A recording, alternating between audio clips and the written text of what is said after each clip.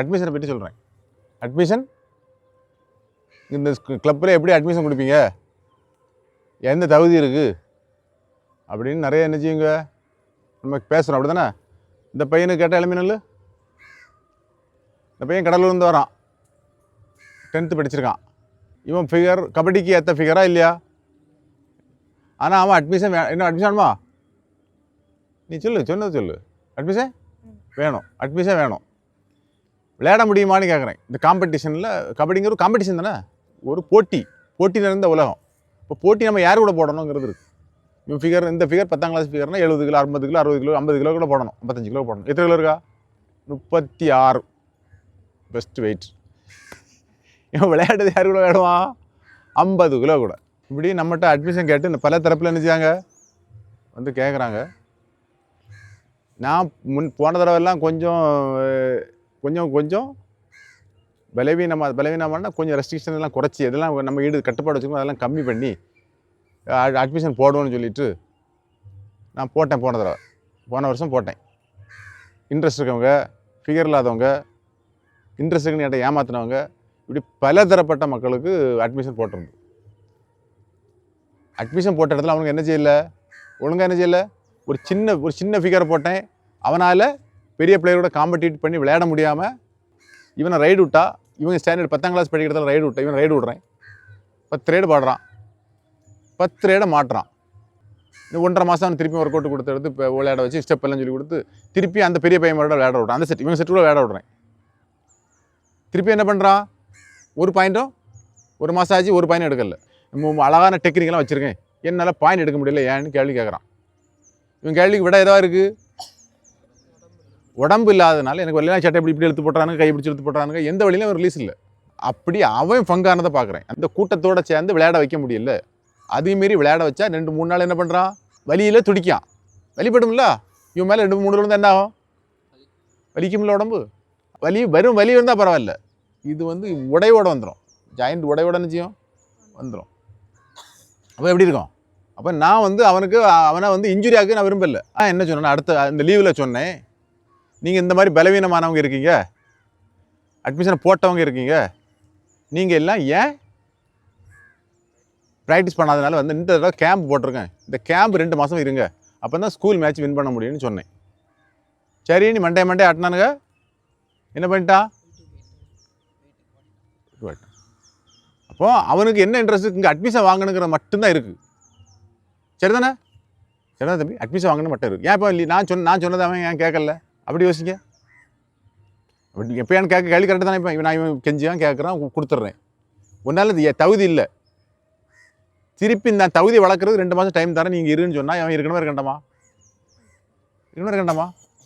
அப்போ இருக்கணும்ல. இப்போ ஊருக்கு போனால் அப்போ நீ கேட்கல கரெக்டாக தான், கேள்வியெல்லாம் கேட்டால் கரெக்டாக தான். நீ விளையாட்டு வரல, நான் உனக்கு ஸ்பெஷல் ட்ரைனிங் எப்போ எடுக்கிறேன்? கேம்ப் டைமில் எடுக்கிறேன், நீ வா. அப்போ தான் உன்னை தனியாக கவனிக்க முடியும், நீ வான்னு சொல்லியாச்சு. அப்போ என்ன செய்யணும்? வந்திருக்கணுமா? வீட்டுக்கு போகிறான். அப்போ நான் அவனை என்ன செய்யணும்னு சொல்லுங்கள். அப்போ அவனுக்கு இன்ட்ரெஸ்ட் இல்லைன்னு அர்த்தம். முதல்ல எப்படி இருந்து? அட்மிஷன் ஆகிறதுக்கு முன்னாடி இன்ட்ரெஸ்ட் இருந்து, அட்மிஷன் ஆன பிறகு கிடைச்சாச்சுப்பா. அப்புறம் என்ன செய்யலாம்? ஃப்ரீயாக இருக்கலாம்னு நினைக்கிறான். அது சரியா தப்பா? அப்போ நீங்கள் எப்படி இருக்கணும்? ஆக்டிவாக சொல்லுது. எப்போவுமே என்ன செய்யணும்? சின்ன உடம்பு பரவாயில்ல, இவன் வெயிட் ட்ரைனிங் நிறைய எடுத்து உழைச்சாமுன்னா இவன் நான் என்ன செய்வேன்? நான் வச்சுக்கிடுவேன். இவன் உழைக்கலன்னு என்ன பண்ணுறதுக்கு? இவன் உழைக்கல, நான் வீட்டுக்கு போகிறேன்னு சொன்னால் என்ன பண்ணுறது? அப்போ முதல்ல டிசைட் பண்ணுங்கள். அட்மிஷன் கேட்கக்கூடியவங்க முதல்ல என்ன செய்யுங்க? டிசைட் பண்ணுங்கள். என்னென்ன தகுதின்னு நான் சொல்கிறேன். அட்மிஷனுக்கு தகுதி என்ன அப்படின்னு கேட்குறீங்க, அப்படி தானே? எப்படி போடணுங்கன்னு கேட்குறீங்க. நான் முதல் தகுதியாக உனக்கு எதை பார்க்குறேன்னா, நீ உறங்குறத பார்க்குறேன், தூங்குறது. முதல் தகுதி நீ தூங்குறல்ல. உனக்கு தூக்கம் தானே பிடிச்சிருக்கு. ஃபஸ்ட்டு பிடிச்சது எது?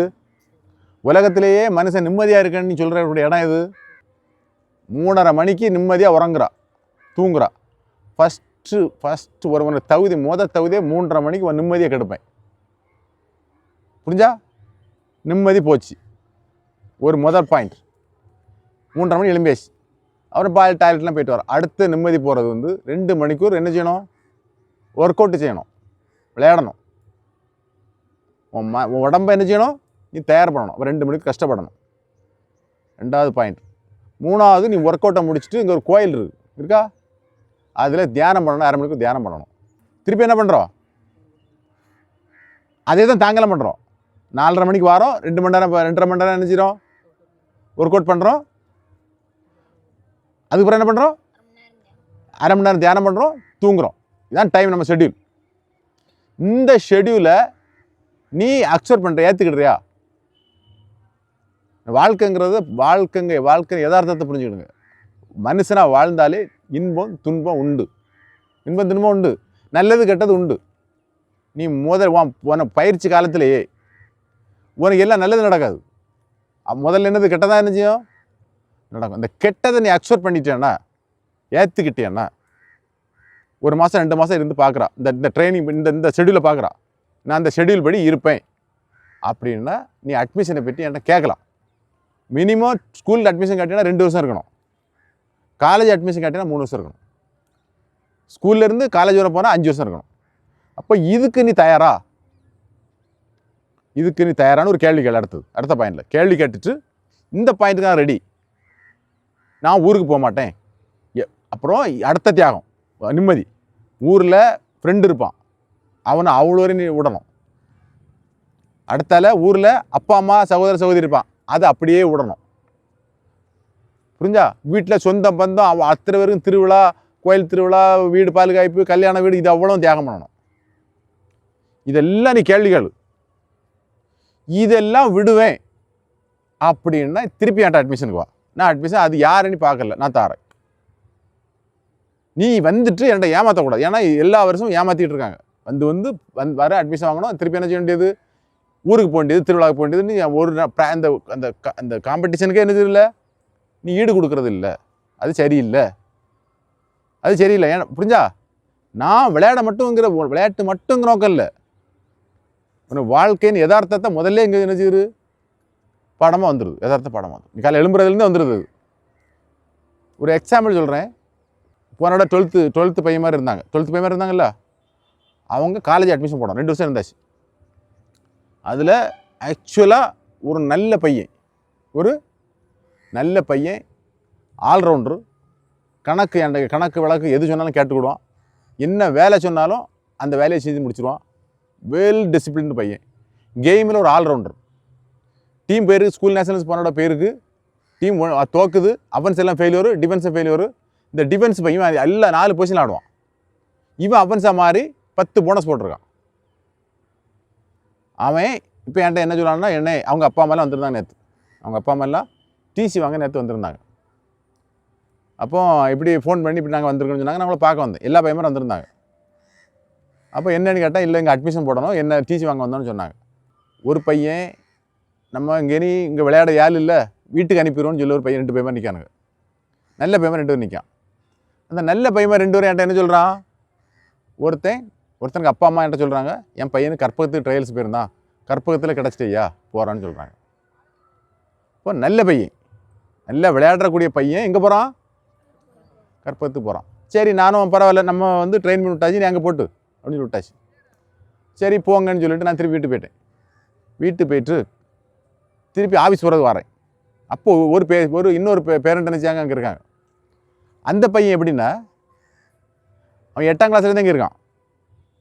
விளையாட்டில் எந்த விளையாட்டும் சொல்லி கொடுத்தப்பறம் அவனுக்கு என்ன செய்யலை, விளையாட்டு அவனுக்கு பிடிபடலை. அவனை இந்த வருஷம் எப்படியா நம்ம என்ன செய்யணும், காலேஜுக்கு அட்மிஷன் கொடுக்கக்கூடாது, நான் வீட்டுக்கு அவனுக்கு அனுப்பிடுறேன், ஊரில் உள்ள காலேஜில் அட்மிஷன் கொடுக்கணும்னு சொல்லி நான் நினைக்கிறேன். நான் மைண்டு இருந்து வாரேன். அந்த பேரண்ட் என்ன, நான் நிப்பாட்டி அவர்கிட்ட பேசிகிட்டு இருக்கேன். இப்போ ராஜதுரையும் கூட இருந்தான். அப்போ அவர்கிட்ட கேட்டேன், சார் என்ன உங்கள் பையனுக்கு அட்மிஷன் எப்படின்னு கேட்டேன். அவர் இல்லை இங்கே தான் போட்டலான்னாரு. எனக்கு அப்போவே ரிட்டர்ன் ஆகிட்டு, என்னடா இங்கே போட்டலாங்கிறாருன்னு பார்த்தேன். இல்லை அப்புறம் கொஞ்சம் பேசிகிட்டு இருக்கும்போது சொன்னார், அவர் நம்ம தென்காசியிலேருந்து இன்னொரு பையனுக்கு அவங்க அப்பா, அந்த பையனோட அப்பா ஒரு ஃப்ரீ சீட்டு அவங்க 2-3 காலேஜில் நினச்சிருக்காங்க, வாங்கி கொடுத்தேன்னு சொல்கிறார் அவர். அந்த அளவுக்கு அவர் கபடியை பிடிச்சிருக்கு, கபடி இன்ஃப்ளூயன்ஸ் இருக்குது அவருக்கு. உங்கள் பையனை அங்கே சேர்த்துற வேண்டியதானு சொன்னேன். உங்கள் பையனையும் அங்கே சேர்த்துற வேண்டியதானு சொன்னேன். அப்போ அவர் டக்குன்னு அடுத்த வார்த்தை சொல்கிறாரு, அப்போ கபடி விட்டுற வேண்டியதான் பையன்னார். என்ன தலைவர் ஏன் சொல்லி அப்படி சொல்கிறேன்னு கேட்டேன். இல்லை என் பையன் நான் உங்கள்கிட்ட முதல்ல விடும்போதே என் பையன் கபடி விளையாடுன்னு சொல்லி விடலை, நான் அவனை ஞாபகப்படுத்தி பாருங்கன்னு கேட்டார். என் பையன் இந்த கிரவுண்டில் இருந்தால் நீட்டாக ஒழுக்கமாக ஒரு நல்ல பையனாக வருவான்னு சொல்லி தான் நான் விட்டேன். இந்த அட்மாஸ்பியரை பார்த்து நான் விட்டேன். அதனால் நீங்கள் அட்மிஷன் கொடுத்தா அங்கே இருக்கட்டு, நீங்கள் வேண்டாம்னா நான் அனுப்பிடுறேன்னாரு. நான் இப்போ என்ன செய்யணும்னு சொல்லுங்கள்? அட்மிஷன் கொடுக்கணும். ஆனால் நான் கொடுக்கேன். ஆனால் இங்கே வந்து அவுட்புட் காட்ட முடியுமா? கபடி இங்கே அவுட்புட் காட்ட முடியுமா? யோசிங்க. காட்ட முடியுமா? முடியாது. அப்போது நான் உடனே எனக்கு என்ன ஒரு பரிமாணமாக நான் பார்த்தேன். என்னடா இது வந்து சோதனை பண்ணுறாரு கடவுள்னு நினச்சி பார்த்தேன். நான் இந்த இடம் ரொம்ப தெளிவாக இருந்தேன். ஃபிகர் குறைஞ்சவனுக்கு ஒரு மாதிரி பட்டவனுக்கு கொடுக்கக்கூடாதுங்கிற தெளிவில் நான் நினச்சது தெளிவில் இருந்து அதுதான். ஆனால் இயற்கை என்ன அப்படி விடல. இயற்கை ரெண்டு இடம் தான் நேற்று காட்டி தருது. அப்போ யோசிக்கிறேன். அப்போ டக்குன்னு யோசிக்கிறேன், என்னடா இப்படி வந்து சொல்கிறார, இப்படி தான் ஆள் வருமா இனி? நம்ம அப்போ கபடி என்னைக்கு தான் பிளேயர்களை என்ன செய்யுது, நல்ல பிளேயர் என்ன செய்யுது, உருவாக்குறது. இப்படிப்பட்ட பிளேயர் இப்படிப்பட்ட ஜீவன்களையும் பிளேயர் ஆக்கணும். அப்படி தானே? அப்போ தான் நான் யோசித்தேன், பழைய எப்படி யோசித்தேன். என்ன யோசித்தேன்? நல்ல பிளேயர் நம்ம மட்டும் வரமாட்டான். நல்ல பிளேயர்லாம் என்ன செய்வான்? நல்ல பிளேயர் ஊருக்கு போயிடுவான். இந்த தங்கம், நல்ல தங்கம்னு சொல்கிறோம்ல, தங்கமெல்லாம் போயிடும். இந்த ஈயம் பித்தாளை கிடக்குல்ல, தகரம், இது இருக்கும். இந்த ஈயம் பித்தாளை தகரத்தை நாம் என்னவாக மாற்றணும்? தங்கமாக மாற்றணும். அது ஒரு வித்தை. அதுக்கு பேர் ரசவாத வித்தை. அது யார்கிட்ட இருக்குது? சித்தர்கள்ட்ட இருக்குது, இறைவன்கிட்ட இருக்குது. அப்போ அது அவர் நம்ம கடவுள் நம்ம கொடுத்துருவாரு. இந்த ஈயம் பித்தளைகளெல்லாம் என்ன செய்யலாம், நம்ம தங்கமாக மாற்றிடலாம் அப்படின்னு நம்பிக்கை கொடுத்து உங்களை எல்லாம் என்ன செய்யலாம், தங்கமாக மாற்றிடலான்னு வந்து நம்பிக்கை வந்து, சரி பரவாயில்ல அட்மிஷன் கொடுத்துருவோம் அப்படின்னு முடிவில் இருக்கேன். ஆனால் நீங்கள் எனக்கு ஒரு கேரண்டி தரணும். என்ன கேரண்டி தரணும்? நீ இருந்தால் 2 வருஷம் இருப்பேன். நான் சொன்னேன் 2 வருஷம் இருப்பேன், 3 வருஷம் இருப்பேன். நீங்கள் சொல்லாமல் நான் ஊருக்கு போக மாட்டேன். ஆனால் நான் எனக்கு மனசாட்சி இருக்குது, நான் உன்னை வீட்டுக்கு அனுப்புவேன். நீ ஆட்டு கேட்டு என்ன செய்ய முடியாது, எதுக்கு என்ன செய்ய முடியாது, போகக்கூடாது. அந்த கண்டிஷன் உட்பட்டா நீ இருக்கலாம். புரிஞ்சா? ஏன்னா இங்கே நீ விளையாட்டு மட்டும் கிடைக்கணும் ஒருத்தர் நினைக்கக்கூடாது. நான் வந்து என்ன அடிப்படையே உன்னுள் இருக்கும் இறை சக்தியை வெளிப்படை செய்யணும். அதை வச்சு வேலை செய்ய முடியும். தங்கத்தை தங்கமாக்கிடலாம், தங்கம் தான் அது. தகரத்தை, ஈயத்தை, பித்தளைய தங்கமாக மாற்றணும்னா நீ என்ன செய்யணும்? நீ நினச்சா முடியாது. உன்னுள்ள இருக்கக்கூடிய இறை சக்தி, இறையை வெளிப்படை செய்யணும். அதுதான் என்னுடைய வேலை. அடிப்படை வேலையே எனக்கு இருந்தது அதுதான். இதை வெளிப்படை செஞ்சால் நீ நினைக்கிறது நடக்கும், நீ நினைக்காத என்ன செய்யும், நடக்கும். இதுதான் என்னோடய தாட். புரிஞ்சா? ஏன்னா நீ உடல் ரீதியாக முதல்ல எனக்கு தயாராகணும். உன் உடல் ரீதியாகவும் நீ மன ரீதியாகவும் இந்த விளையாட்டை வச்சு என்ன ஒன்று தயார் பண்ணணும். 2 இருக்கு. 2வது, இந்த விளையாட்டை இந்த உலகியல் வாழ்க்கையில் இந்த விளையாட்டை ஒரு அங்கமாக எனக்கு மாற்றணும். விளையாட்டுங்க சாவு வரைக்கும் என்ன செய்யப்படாது எனக்கு இந்த விளையாட்டை விட. இது என்னோட நோக்கத்தில் வர்றது. இதுக்காக தான் நான் என்ன செய்கிறேன், இந்த பயிற்சியும் இந்த ஆளுகளையும் வச்சுருக்கேன் உங்களை. நீங்கள் இதுக்கு தான் தயாராகணும். அப்போ தான் சாதிக்க முடியும். ஏன்னா நல்ல தங்கம் நம்மகிட்ட கிடைக்கல, ஈயமும் பித்தாளையும் கிடச்சிருக்கு. இதை தங்கமாக மாற்றணும். இது சாதாரண வேலை இல்லை. இது இறைவனால் மட்டும்தான் நமக்கு மாற்ற முடியும். அவர் நமக்கு சக்தி தருவார், நம்ம மாற்றலாம். நமக்கு தான் பயணம் பண்ணுறோம். ஓகேயா?